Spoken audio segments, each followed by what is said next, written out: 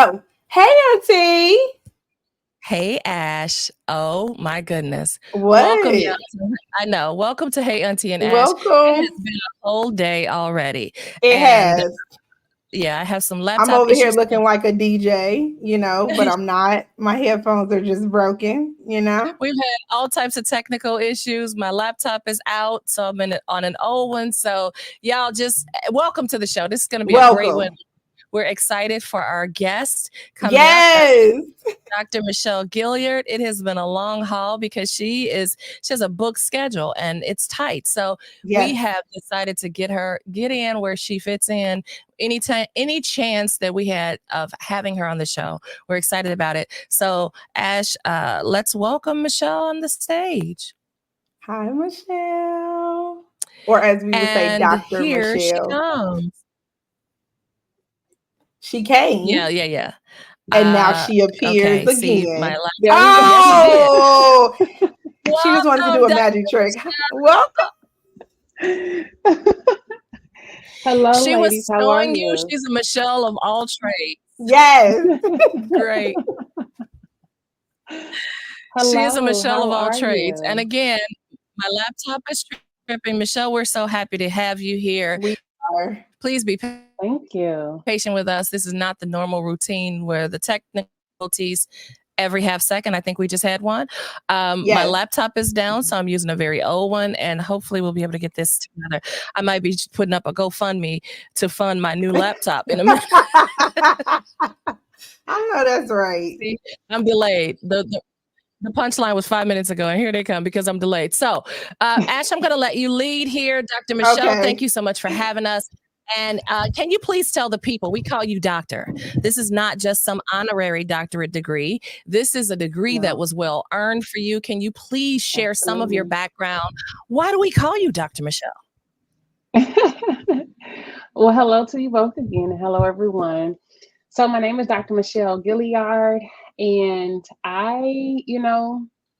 it's been a long road. So in terms of my clinical experience, I'm currently a psychotherapist, specializing in trauma, amongst other things.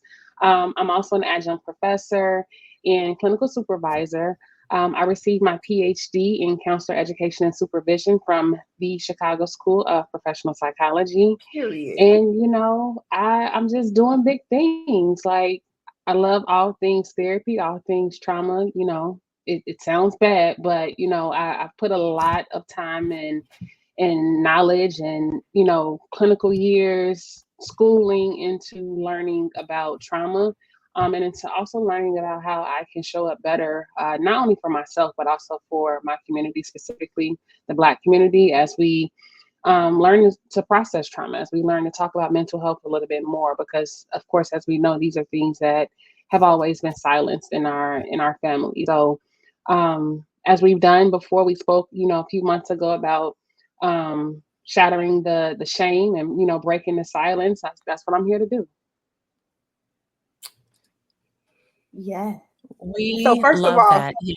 when I saw the Chicago School of Professional Psychology, I said, "Oh, we have a big hitter in the midst of us." That's not, baby. Everybody don't get into that school, so it's a real thing. Yes. Absolutely. The credentials are real. That's why I said this is no honorary doctorate. This is someone who earned, okay? If she has the stripes, I'm sure to show you, and the scars from it, right? From all of the labor, all of the studying, all of the actually applying herself and being head first. So, Dr. Michelle, is there a difference in, because you see it, and this may sound like a really juvenile question, but for the listeners, the watchers, the viewers out there, they might want to know. So is there a difference in therapists and psychotherapists? Because we see it sometimes both ways, right? Is there a difference? And if so, what is the difference? It's not a difference, honestly. It's just the same thing about counselor and clinician, counselor, therapist. Like, these are all interchangeable terms, which all mean the same things, honestly. Okay. And thank you for that. I'm trying not to overlap, because I know sometimes we overlap or we're thinking the same thing. But I do have a question. So you know, some of us, like, we get up at 5 years old and be like, I want to be a teacher, right? And that thing happens, right? Did you wake up one day and was like, I want to be a therapist? Like, was this like a lifelong thing? Or did you come to a moment in a space within yourself and was like, maybe this is what I want to do? I will say since probably kindergarten, first grade, I know for sure first grade, but kindergarten, I've always wanted to be a doctor. I didn't know what that would look like. I thought honestly it was gonna be like medical, like having an MD. And that stemmed from I spent a lot of my childhood in the hospital because I was a severe asthmatic. And so a lot of my childhood was spent at Larabita Hospital, um, literally every single week because I was not able to control my asthma attacks. And just seeing like how warm and welcoming the doctors and the nurses and the environment was, and just like, them coming in, not with the typical doctors, white coat and scrubs, but, the superhero outfits and things like that. I always like, oh my God, like they're making me feel better. I want to be able to make someone else feel better when I get older and more big and strong, as I used to say. And so, that just, cultivated into like keeping that on my mind as I grew up. And I was just like, whatever happens, happens. And so as I grew older and just kind of went through some life events, and things happened and people opened up to me, and life went a different path. I ultimately still end up becoming a doctor, but it wasn't medical per se. But I wouldn't change anything for the world. I truly, truly love being in this position of having people share some of their most vulnerable, intimate experiences with me, and actually leaning on me weekly to help them overcome, any adversities or overcome any issues, traumas especially. And even being able to feel safe enough to talk about their stories because they've never had a space. I love that. Yeah. I love it. I love it. Especially the fact that you said that I wanted to be a doctor, but I just didn't know how. But then you allowed yourself to ebb and flow and kind of figure things out. So, yeah. Yep. Auntie, you ain't got to wait no more. Dr. Michelle, yes. I'm here. Can you hear me? Yes. Can you hear me? Okay, perfect. I just wanted to make sure it's not this laptop. So, Dr. Michelle, when you talk about, first of all, before we get going, because I'm sitting here staring at my camera, but my screen is over here. And I finally looked at the screen like, wait a minute, what does her hat say? How are we just going to have this conversation without addressing her cap? So I think your cap says go to therapy. Is that right? Is that your shameless plug? It's a word. Yes. That's a whole word. Now, we don't know your spiritual beliefs, but we over here at Hey Auntie and Ash believe that you need God, therapy, and yourself. When I say yourself, and community, but when I say yourself, you need to be determined to do your work, and then you need your community, and you need therapy, and you need your source. Whatever your source is, you need all those. What can you tell us about the benefits of therapy, and especially as it pertains to the Black community? How does therapy help individuals from our community? Not that we're excluding anybody, but you have three fabulous, amazing Black women here. So can you share some of the highlights that you've seen and maybe differences in serving various communities? Yeah. I think therapy is a spiritual journey. And spirituality can mean many different things. A lot of people, or, when I talk about that or try to incorporate that in my sessions, a lot of people feel like, well, I'm not religious, I'm not this and that. Like, you don't have to be. Like, what is your why? Your why can be rooted to your own spiritual healing, right? And spirituality is something that's innate, right?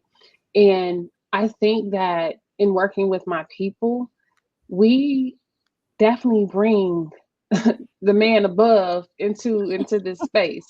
Yes. What I've also seen is that, especially when seeing clients between like 25 to 40, a lot of them talk about, when I talk to my family about mental health, they always tell me like, that's a thing of the past. Like, that's not real. You need to go ahead and, pray it out, or talk to your family, talk to, this, that, and the other, talk to the pastor.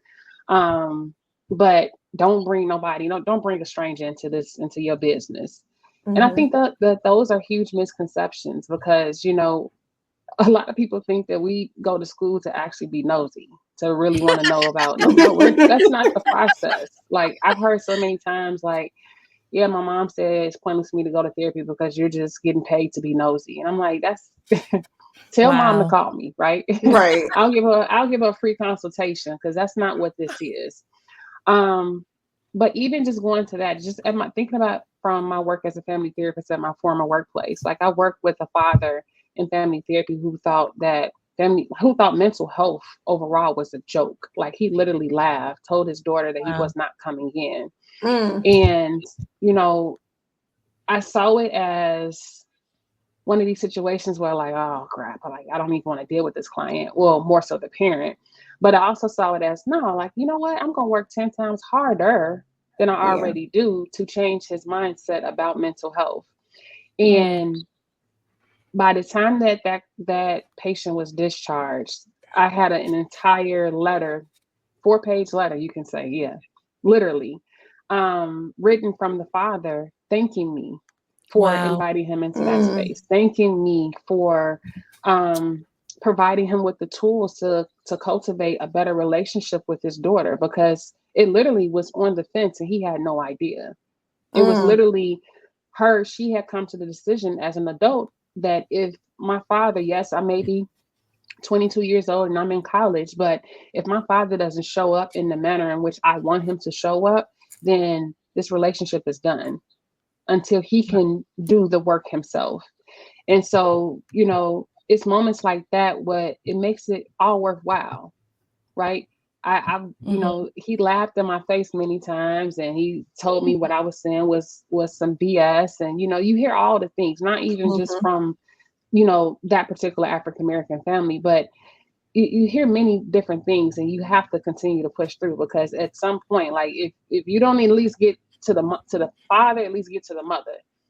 Get that message through to someone so that they can really understand the importance of mental health. We see it now in our mainstream society, in mainstream media, how much mental health and depression and, going to the doctor and knowing, what the suicide line is, like, all these different things. Before, you can't even say, like, 5-10 years ago that this was a thing.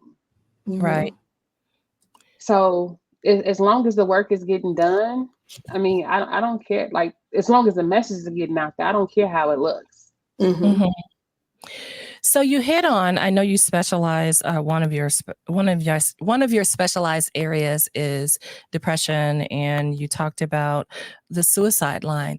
Can you dive a little, a little deeper into that? Like, what are the markers? What are the things that we should be looking for before we lose a loved one to well, not SA, but suicide? What are some of the signs and the symptoms, and even for ourselves, because there's sadness and then there's depression. I know these are various questions, but I want you to just take the stage and talk about the difference in sadness and depression, and then when is it time to be afraid? Like, okay, this person is dealing with depression, but they're dealing with it. Now, when have they crossed over into, now I need to be concerned for my loved one?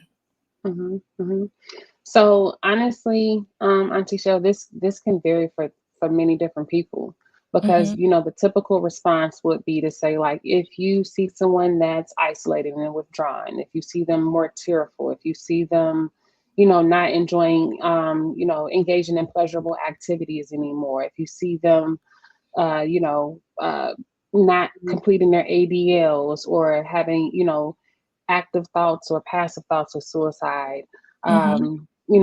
If you see people giving things away all of a sudden, those are some of the main points to look out for. But honestly, it's the people that continue to mask. It's the people that continue to put on the face to everything as well, that should be most concerning. And it's one of these things where you have to intentionally check in on your people. It may seem like it's, oh my God, like, let me go ahead and call, or I know they're not going to pick up, or someone to like do the work, because you don't know whether that call or that text will make or break whether someone will be here, or will it, or if they will decide to complete suicide. And so talking about it, normalizing, like, it's okay to feel sad, right? Mm-hmm. It's okay to not want to, it's okay for that, life is, hard right now, but things will Yeah. get better. Like, let's talk about why is it hard for you? Let's talk about what are some things that you can do for yourself? What are some things that I can do specifically for you? How can your village show up for you? Like, do you Mm-hmm. need someone to sit with you? Do you need me to come over and wash some dishes? Because I've noticed that your dishes are piling up in your sink. Like, a little goes a long way. And so it's Yes. important to always keep that line of communication open, and also making sure like you create some type of safety plan, like even if it's just with the village, keep a safety plan. In the event that this happens, if I don't hear from you by this certain time, then guess what, I'm going to call for a wellness check. If so and so texts you and you don't text back in 5-10 minutes, and guess what, we're coming over, we're sending somebody over. Like, all of these things need to be upfront. And then also, like, just know, like, a lot of people are not going to tell you like, yeah, I'm suicidal. Yeah, I plan to harm myself. Yes, I have a Right. plan. You just have to be mindful of Mm-hmm. what are the changes? How is this person not showing up how they usually show up? And what is it that I need to intentionally do to ensure that they are safe? I know that you pretty much are EDMR trained, right? And so, can you? EMDR. Oh Lord Jesus, EMDR trained. Sorry. It's okay. Can you tell us the difference between, because some people like, well, I go to therapy, right? And hmm they're like, I go to talk therapy and I'm fine, right? hmm But for some people, the trauma may be a little bit more deeper. And so, hmm can you talk to us about the difference between talk therapy and EMDR? Okay.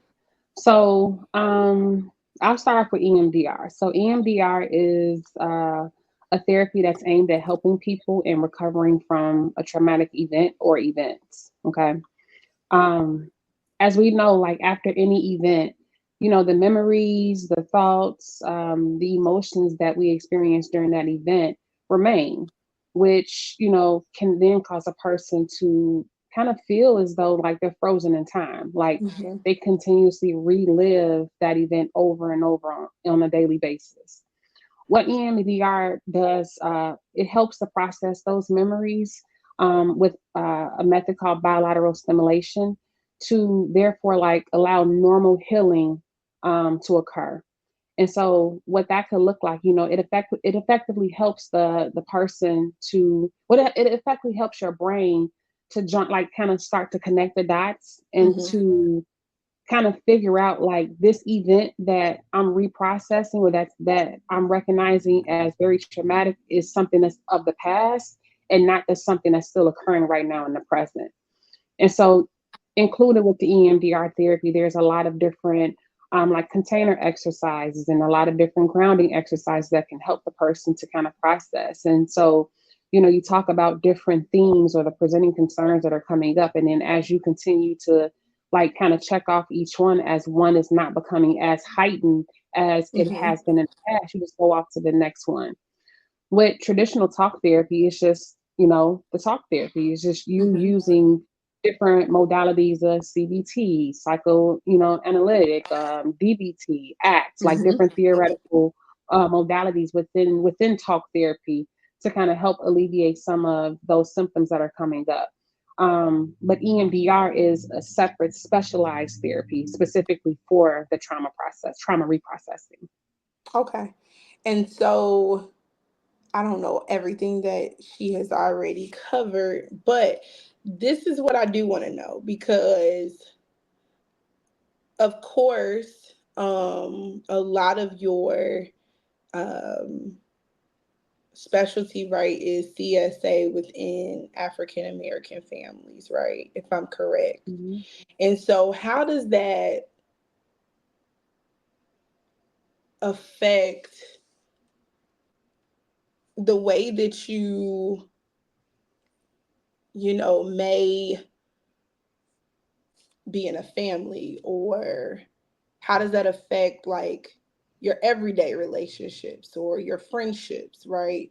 Are you more alerted to when things may be wrong with friends, or can you tell maybe when there is um, trauma present, right?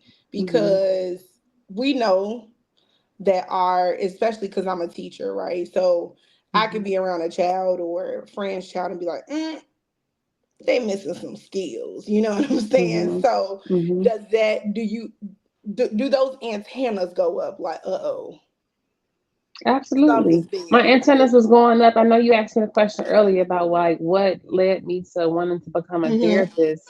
My first early experiences first thoughts of like trying to name what I wanted to do when I grew up, or, Mm-hmm. specialize in for college, was I was a camp counselor at the Southside Y.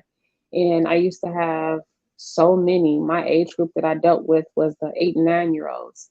And um, when you work in, on the south side of Chicago, you know, or you can, when you work in anywhere in Chicago, you sometimes get, an array of different people coming in, right? Yes. From different backgrounds, socioeconomic statuses, all of that. And so I saw different kids from whose parents were doctors and lawyers to whose parents, were struggling to make ends meet, Mm-hmm. and, all that in between.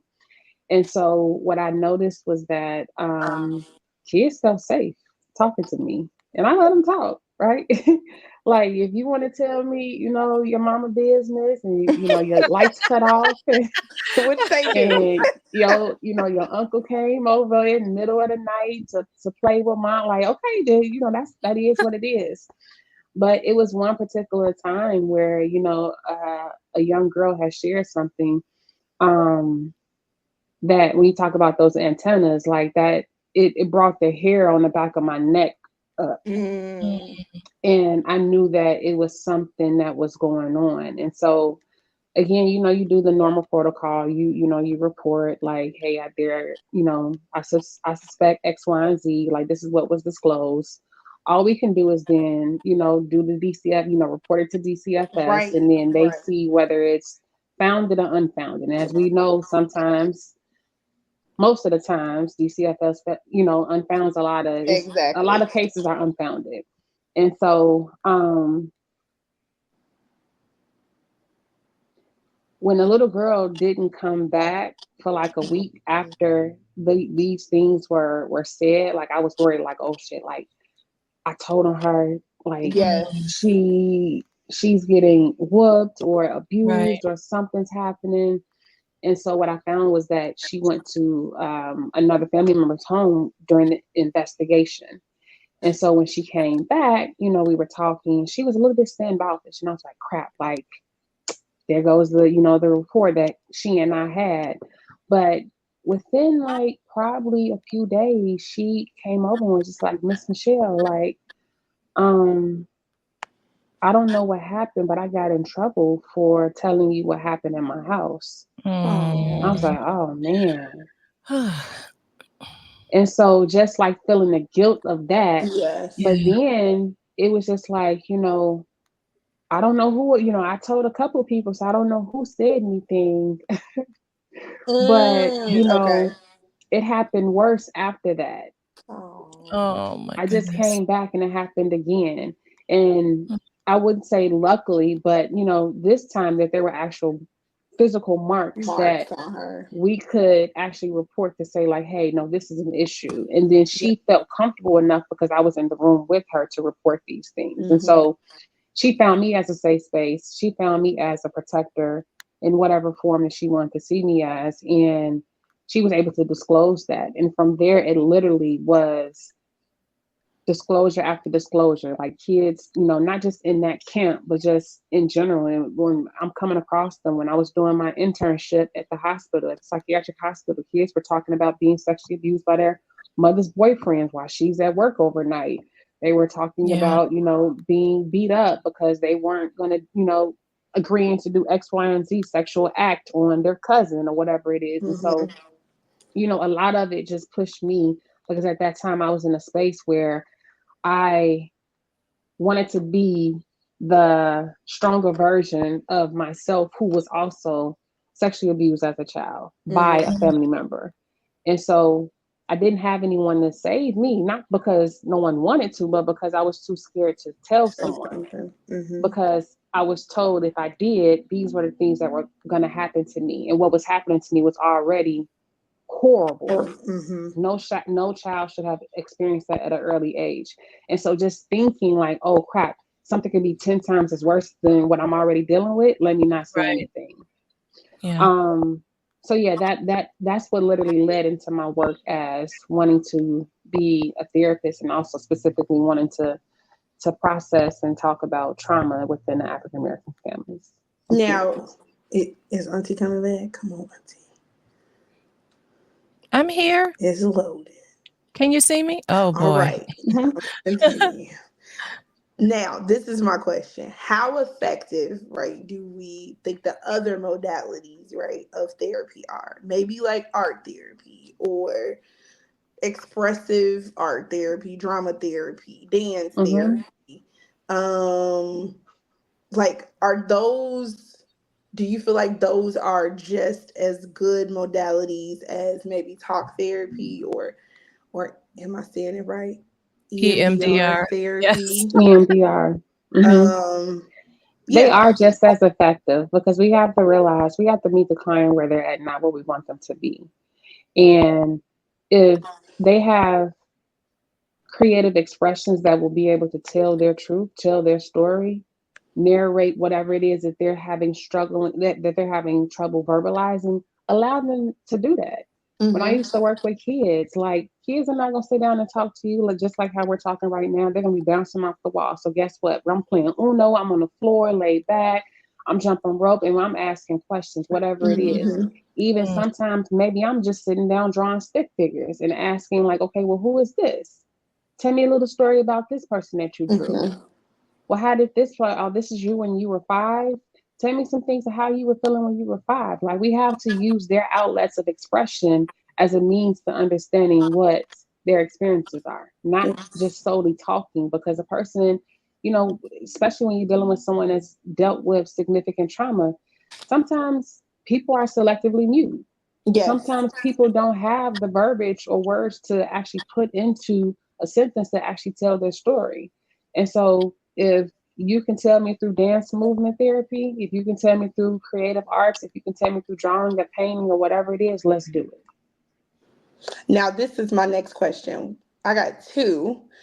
Girl. But my first one is like, what are some everyday Ash, wait.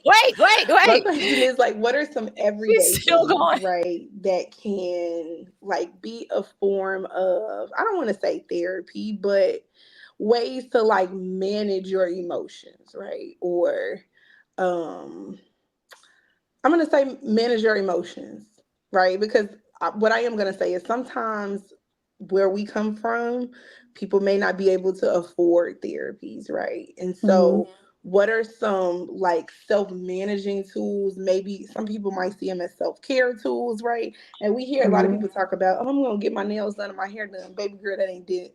Sometimes I don't do nothing for you emotionally, right? Or mentally. So, what are like some everyday things that people can do, right, to self regulate and manage themselves?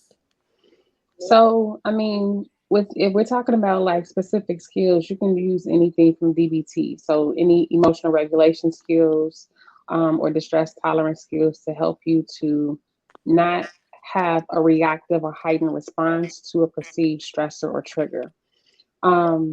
If you want to talk about something like simplicity, like if you want to talk about something that's a little bit more like hidden, and if this could be your go-to, you could talk about things like even monitoring your breathing, right? Being mindfully present in the moment about what's going on. So noticing your environment, like utilizing 5 senses, or even maybe simplifying that and saying like, what are 3 things that I can see right now? What are 3 things that I can smell? What are 3 things that I can touch right now? And being mindfully present in that moment to kind of help to regulate yourself. Yeah. You can go to deep breathing skills, 5, 4, 3, 2, 1. You can go to any type. I mean, there are many different type of grounding skills that a person can utilize, but it's also important to normalize that our emotions, we can have strong emotions. We can be angry. We can be pissed off. We can be all the things that typically people see as, oh, no, that's a bad thing. Having those strong emotions are not bad. It's how we react to those things. It's our behaviors that follow. So if you are angry, how do you Yes. show your anger? Mm-hmm. How do you show that? Yes. Like, are you just like turning red, and you gritting your teeth, and you want to punch something or someone, but you're not going to do it? Okay, that's one way.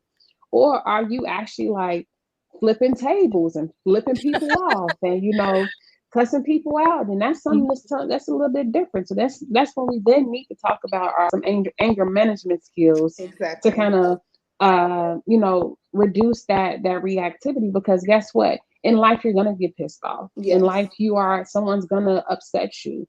And when these things do occur, you cannot just go off and flip the bird to your boss or to somebody in the middle of the street, because everyone is so reactive right now. Everybody may not Yes. respond in a manner that's, amicable. Like, people may pull out Yes. a gun. It's just the world that we're Yeah. living in right now. And so being able to take 5 seconds, like, Mm-hmm. Mm-hmm. Yes. Yes. and maybe you need to do that a couple times, because that first time it's not really doing it. So you're like, inhale deeper. Yes. Yeah. Because the And first time exhale. you might still be gritting your teeth while you're doing it. Yes. Yes. So, So I do have a question. You I'm think sorry, that, I do yeah. have a question, and So I have this to is jump my it. next question, because some Ashley, people, can you hear me, Dr. Michelle? I'm gonna say I this. can We hear you, hear this. Ashley. You can't She hear can't. her? She must not be I able to can't hear me hear because her. She's I've been been trying to trying to get a jump question in in here. for But the I'm gonna be longest. quiet because I can't hear her. That is so odd. I'm like, what is happening? She's like, Ashley. I can't hear you. I Okay, promise I okay. can't. I would So not watch my intentionally lips. talk over you if I can hear you. It's okay. Watch my lips. But Dr. Michelle, our tagline, our point for even having this video podcast is to bridge generations through conversation. I am Aunty. I'm a little older, and then we have the millennial Ashley, and I think you're a millennial also. So within therapy, as you said, you talked about the gentleman that came into your office, and he was like adverse to therapy, like, no, thank you. This is BS, whatever. But you won him over. What tip or what tool can you give us, or something to help bridge the generation gap, like in conversation and how we relate? Because my generation, I'm X, I think. Yeah, I'm X. My generation, we didn't talk as much, right? It was the generation of kids that'll be seen and not heard, and little pictures have big ears, and you just go sit down. I, on the other hand, because I experienced a lot of sexual trauma and just regular dysfunctional trauma in the household, I knew I wanted to be different in my daughter's life. My daughter's 31. I knew I wanted to ask her questions. I knew I wanted to check in. What tips can you give the regular Gen X parent dealing with their, not even dealing with, I won't say it that way, having relationship with their millennial child or the other generations after that, the millennial, and I think it's Gen Z? How can we help bridge the generation gap with this conversation from a therapeutic perspective? I think it's important to be able to listen and I say this so respectfully, to shut up and listen.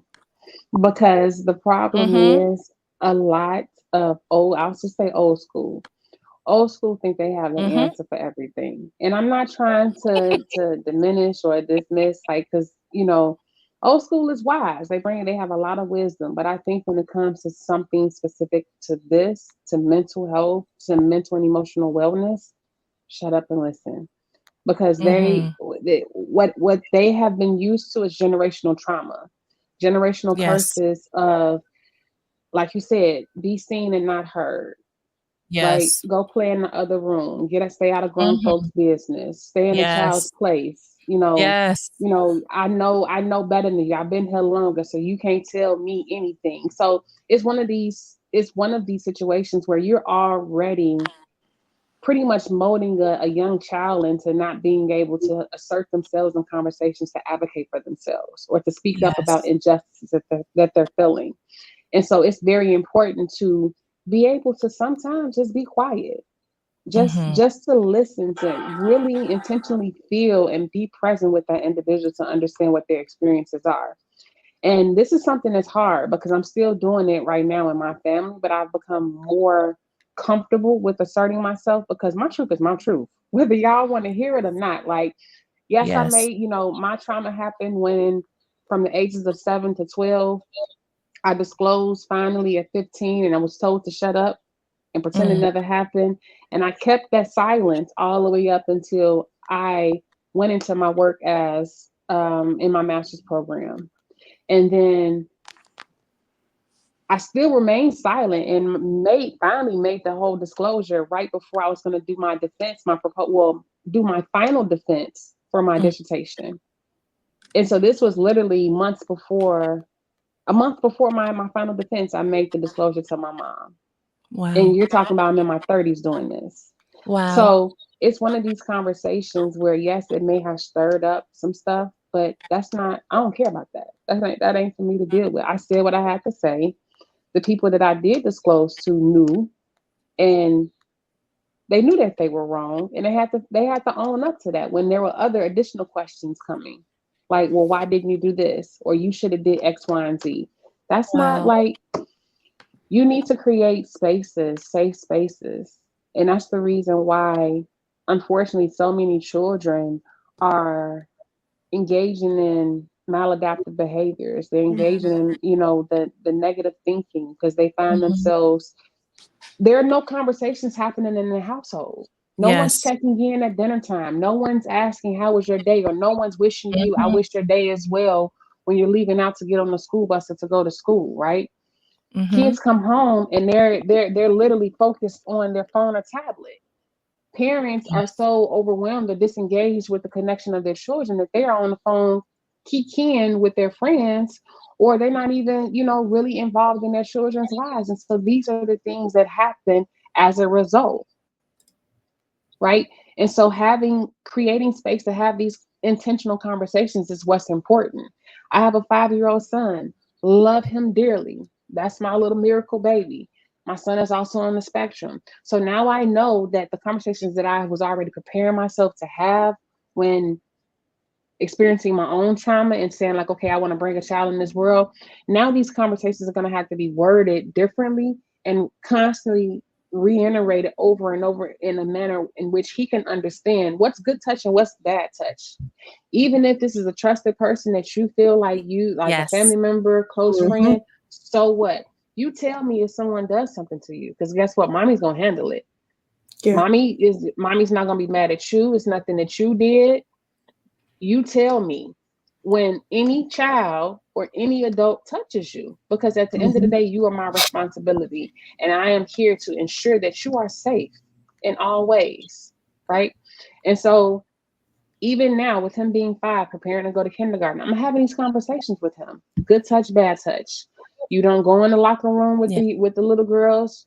You go Mm-hmm. in your separate stall. If someone touches you here, this is bad. If someone touches you here, that's okay. If you don't want anyone touching you, you tell them, right? It's okay, because Yes. with him being on the Yeah. spectrum, sometimes touch is like, you're in my Yeah. bubble. And you have to respect that. And again, just thinking back to my childhood experiences, I'm not on the spectrum, but I remember walking into homes being forced to hug somebody, Yeah. being forced to, sit on so and Yeah. so's lap and talk about my day and do all these things that were uncomfortable to me then Mm-hmm. and are uncomfortable to me now. But even then, I wasn't able to express it because it was like, that's your uncle so and so, or that's your cousin so and so.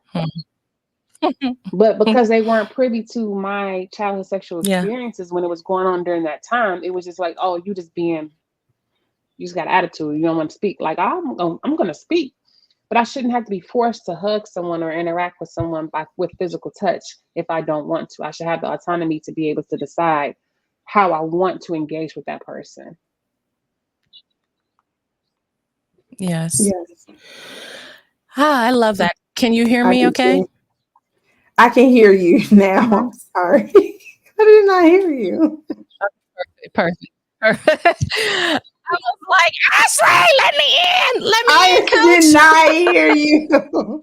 And matter of fact, it kept like you know how the circle goes. Like I couldn't hear it. I couldn't see you or hear you. Mhm. So yeah. Oh, wow. Okay. Okay. So another question that I have, and we don't want to bombard you. I want you to just talk, right? Talk about whatever you want to share, whatever you think is beneficial for the viewers and the individuals out there who may be on the fence about therapy. Like when do you decide if you're at home, you're one of these self-sufficient people, I can do it all.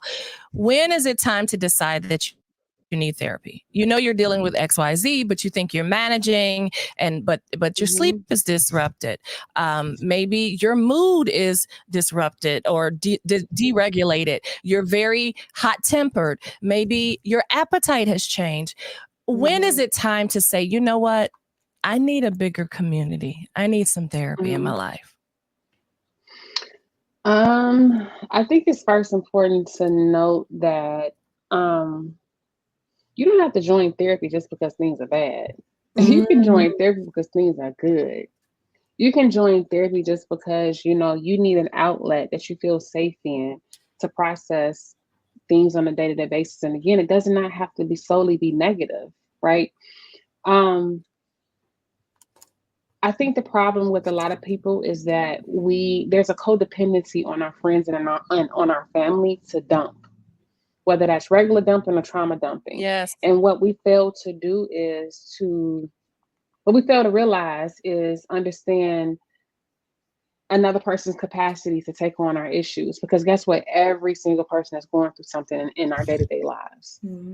But when we make these phone calls because our boss pissed us off or our boyfriend had me effed up and whatever it was, like what we failed to, and we want to make that quick call to our girlfriend, but our girlfriend could have received news earlier in the day that a family member was diagnosed with cancer, or that a loved one passed, or that someone's up for eviction.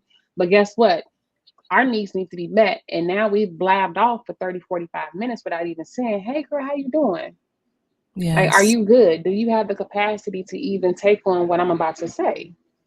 And so what I have encouraged a lot of my clients to do with whether they're interacting with others or even themselves because they're so used to dumping on people is ask for that 8 minutes. I tell my friends and family that, listen, I talk for a living. I literally talk every single day for a Yes. living. When I'm Yes. done with my last session, guess what? Sometimes I look at the phone. Sometimes my phone's on do not disturb. And that's intentional because I had to set the boundary because what I found was I was so overwhelmed and taking on client after client and their issues while also dealing with my own issues. And then now I got a friend or family member calling me seeking some advice. And even though I told them go seek therapy, they still want to call on Michelle because this is a go-to. No, like I will give you a little bit of my time. You got about 2 minutes. But I'm gonna always tell you, I gave you the referrals. Are you at risk of harming yourself? No? Yeah. Okay. Can this hold off until I'm in a better mental space? Or if as long as I decompress, then cool. Like you need to set that boundary. And I think a lot of people fail to set boundaries with others because one, we already know, especially when we talk about our elders, they don't respect boundaries. What you mean as I'm your mother. When I call you, answer. But no, ma, like I'm really tired Right. and I really don't have the space or capacity to hear you talk about something that's not, I don't want to dismiss it, but it's just not important right now. So standing firm on boundaries is going to be important in any relationship. Another thing is when trying to, and I get this a lot, and I just had I met with a client today who is just getting back into therapy after 2 months because her other therapist just terminated on her. And I've been getting a number of clients where they're having poor previous experiences with therapists. And so now it's like, oh crap, like, okay, now I got to put on my boots and work 10 times harder because I don't want them to feel like whatever that experience was with that other therapist is what they're going to get here. And that's okay. I don't mind doing those things. But what I always tell clients, or just tell anybody looking into therapy, if a practice or whatever it is, a person offers you a free consultation, take it. Take that consultation. Yes. Have that 15, 20-minute conversation with them to inquire about what their skills are, what their experience is, how would they deal with X, Y, and Z. Ask them any questions that you have about the therapeutic process. Like, take those. If it's free, go ahead and take it. So that you can Yes. get a sense of who you are planning to have this therapeutic relationship with moving forward as you navigate your healing journey. And also, guess what? Date therapists. People like, date Yes. therapists. No, Yes. not date them like that. But what I tell people is, guess what? You can feel like you met with a therapist and y'all hit it off for maybe a couple sessions, and then after a while, it's not feeling, you don't feel like they're giving you the skills. You feel like you talking more to your home girl than the actual therapist, and you're not gaining anything from it. It's Yes. okay to express that. It is okay to share that information. I tell my clients all the time, you let me know how you feeling in this space. Yes. Right? If it's not working for you, I'm not gonna have no hard feelings. I will give you the proper referrals. I even before you may terminate, if you terminate, I may ask, what is it that I can do differently so I can bring it into that space. Yes. But don't feel like you have to stick with a therapist that's not working for you. You remember, at the end of the day, you're paying your money. So why continuously pay your money in a space where you're not getting nothing out of it? So if you have to go from therapist to therapist, I wouldn't suggest that many. Somebody has to work for you, right? Yes. Because then it's a larger issue. But if you have to make sure that you are reading the bios, make sure that you are doing the research, making sure that what you're presenting issues match their specialties or their areas of expertise. Like, make sure that you are doing all that work, and then start the calling. Hey, do you offer free consultation? Hey, can we chat about this? What's your expertise on this? Like, you have to do that work. A lot of times people don't want to do the work, and that's why they fail in therapy. Yes. Yes. Oh, I love that. And I love that you not necessarily corrected me, but you just added to my question. Like, I asked the question in the form of, when to know if things are rough and, whatever. And you said, no, you can go to therapy, and you probably should think about going to therapy when things are good. Yeah. For the management, right? That life management and bouncing things off. So that's a good perspective that I don't think we talk about that enough. No. I don't think we talk about how important therapy is in your everyday life so that you're not burning out your community. I love that. So thank you seriously for that. I really, really love that. Ashley, do you have any other questions? If not, we'd like to tell the people how they can find Dr. Gilliard. Okay. I do. I just want to add a little humor. Is it true that therapists have therapists? Of course, I have a therapist. Okay. Because some people are like, they just not like, they're human, friends. They have therapists. Yeah, we're too. human. We need a safe space as well. We can't dump on our partners, our friends. I have a therapist. Yes. Cool. Ain't no humor in that at all. I know. So that's a good question. Thanks. And so that's a good question, Ashley, because in addition to that, just to add to that, what kind of things do you do? Because I can't imagine. I'm a coach. I'm a certified coach, but coaching is not therapy. And I'm not trying to even convey the messaging that it's the same. It is. We are not the same. Okay. We are totally different. But sometimes in coaching, in mentoring, or whatever, you can take on the load of people, right?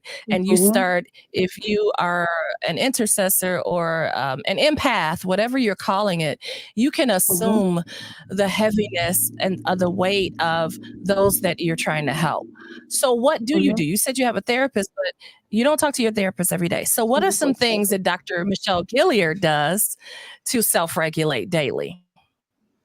So, to be honest, being present with my family has been one of the most stress-free things lately. And I say that Wow.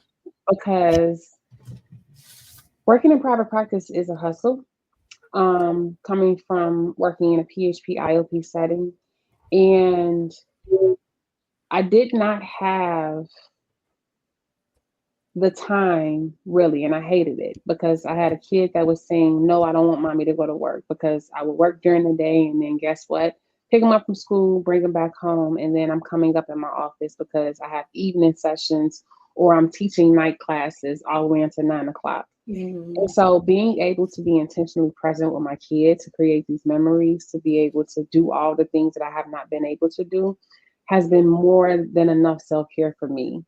From Wow. going outside, going to the park, doing all the things. And of course, like, exercising when I can, being mindfully, present with not only myself, but with just like everything has been phenomenal for me. I do enjoy spending time with friends and family. It just brings out a different light in me. I am very much an introvert, but I am socially an extrovert. If I feel comfortable with you, it feels safe, like you're gonna get that extroverted version of me. But sometimes, like, I'm a Pisces, and sometimes I feel all the feelings, and I need my moments to kind of disconnect from the world.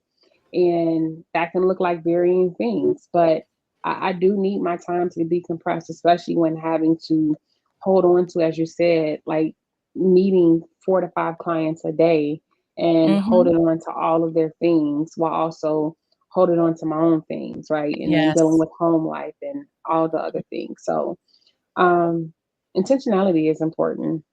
Creating the self-care, like sticking to your self-care plans, having the time management skills is all important. Yes. Yeah. Ashley, anything else? Thank you, No. Dr. Michelle. Mhm. No. Is there any way that our audience will be able to find you and your services and everything that you do? Yes. So you can go to I currently work for a Black woman owned practice called Phoenix Rising Counseling and Guidance. The web address is phoenixrisingcg.com.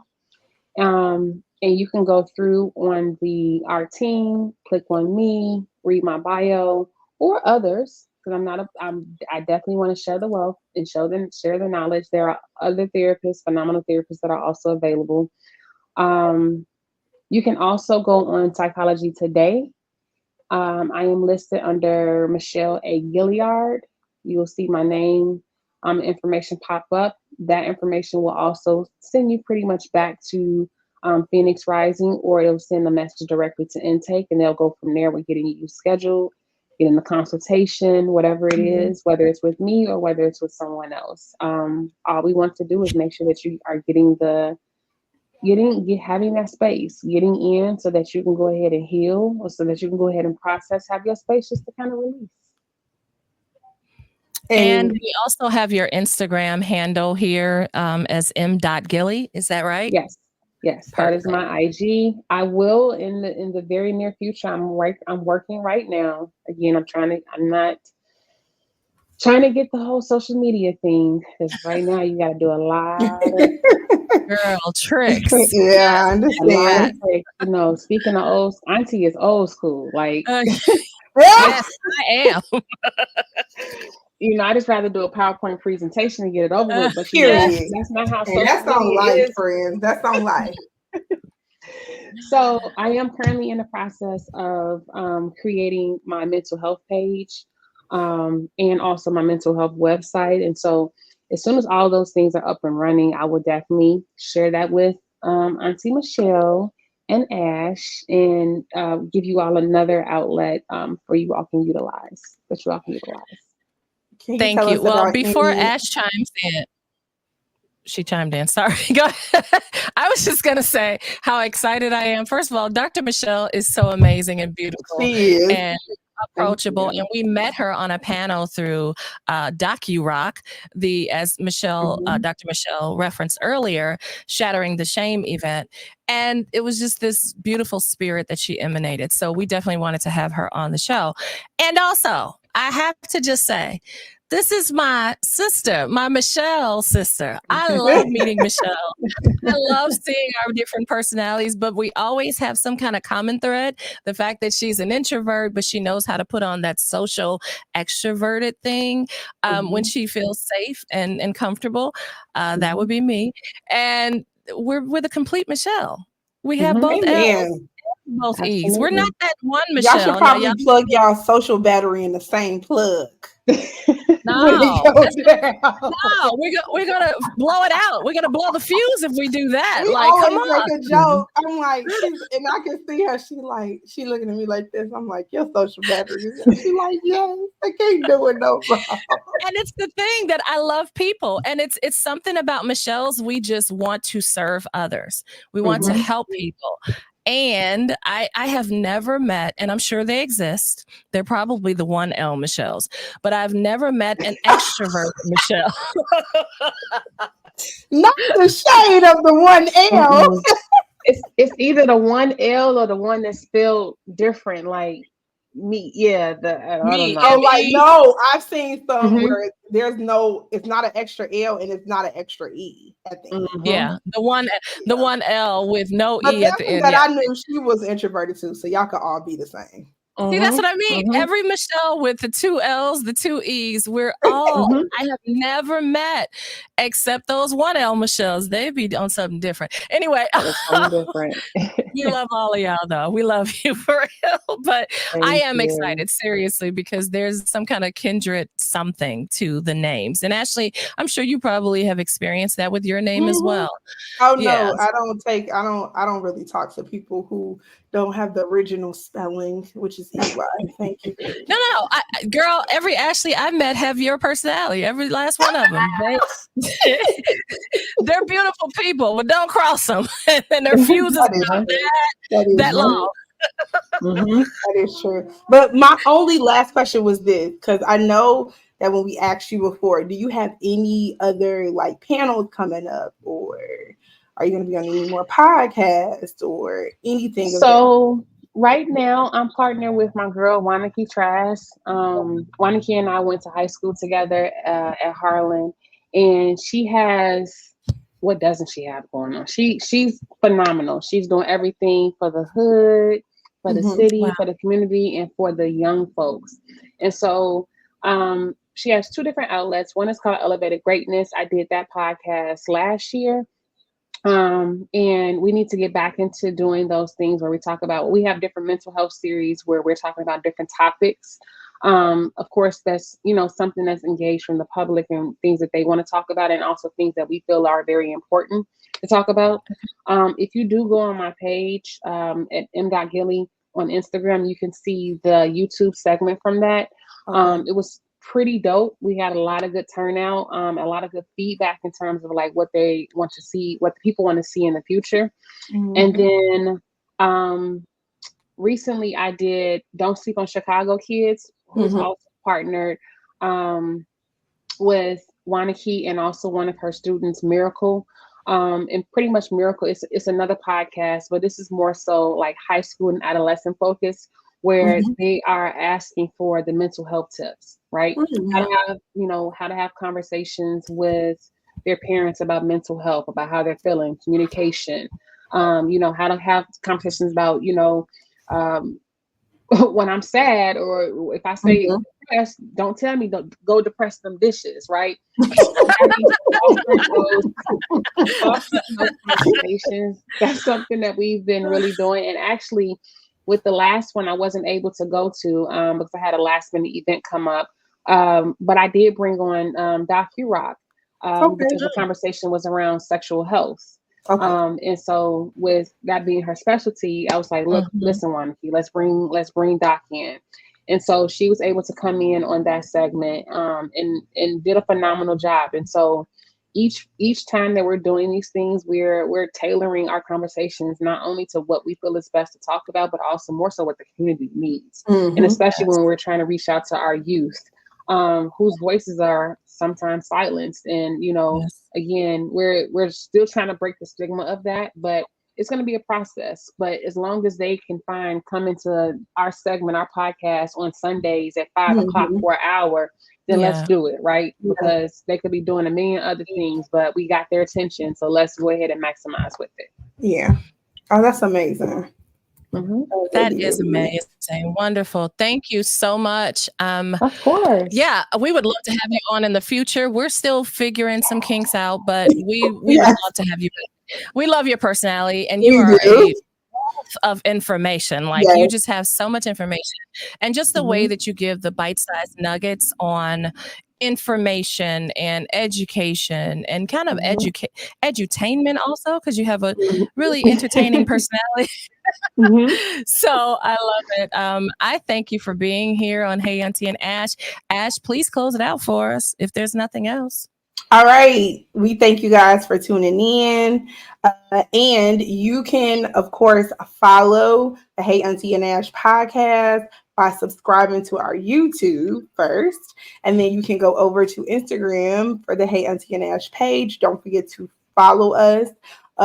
As well as you can follow me at I am Ash Janelle. You can follow me on YouTube at Notes with Ash, as well as on Facebook as Notes with Ash. You can follow Aunty at Out of My Shell, the voice on YouTube, Out of My Shell, the voice on Facebook and Instagram, and as Coach Michelle Jackson on Facebook as well for any coaching services as well as speaking services as well. And then, of course, you can always follow our guest, Dr. Michelle Gilliard, at m.gilly on Instagram. And if you would love her services, you can go to Psychology Today. We thank you for tuning in, and we will see you next week. Bye. Thank you so much. Thank you.